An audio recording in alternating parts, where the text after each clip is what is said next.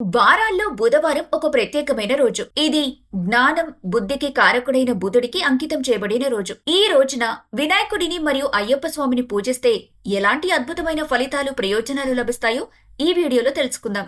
వినాయకుడు సాక్షాత్తు బుద్ధి ప్రదాయకుడు. బుధవారం వినాయకుడిని పూజ చేస్తే బుధగ్రహం వల్ల వచ్చే అయోమయం, నిర్ణయాల్లో పొరపాట్లు తగ్గుతాయని నమ్మకం. చదువుకునే వారికి, ఉద్యోగంలో ఉన్నవారికి స్పష్టత, శాంతి లభిస్తుంది. చిన్న చిన్న ఆటంకాలు కూడా నెమ్మదిగా తొలగిపోతాయి. వాణిజ్యం, లెక్కల పని, ఒప్పందాలు చేసేవారికి ఈ రోజు వినాయక పూజ అత్యంత శుభకరం. ఈ రోజు ఓం గం గణపతయే నమః అని జపం చేస్తే గుండెల్లో ఉన్న టెన్షన్ కూడా సద్దుమణుగుతుంది. ఇక బుధవారం అయ్యప్ప స్వామి ప్రాధాన్యం తెలుసుకుందామా? బుధవారం రోజున అయ్యప్ప స్వామిని పరమశాంతి రూపంగా పూజిస్తారు. అయ్యప్ప స్వామి అంటే ధైర్యం, దయ, నియమం కలిసిన శక్తి. అయ్యప్ప పూజ ఈ రోజు చేస్తే మనసు స్పష్టమవుతుంది. సందేహాల మబ్బులు తొలగిపోతాయి. అయ్యప్ప స్వామి చిన్న రహదారిలో పెద్ద గైడ్ లాంటి వారు. ఏ సమస్య వచ్చినా సురక్షితంగా తీసుకెళ్లే రక్షణ శక్తి లభిస్తుంది. అయ్యప్పను ధ్యానం చేసిన వాళ్ళు మనసులో వెయిట్ తగ్గుతుంది, హృదయం లైట్ అవుతుందని చెబుతారు. ఇది బుధవారం శక్తికి బాగా సరిపోతుంది. అయ్యప్ప స్వామి తక్షణ ధర్మరూపుడు. ఈ రోజు పూజ చేస్తే మనిషిలోని రోషం, కోపం తగ్గి వినయం పెరుగుతుంది.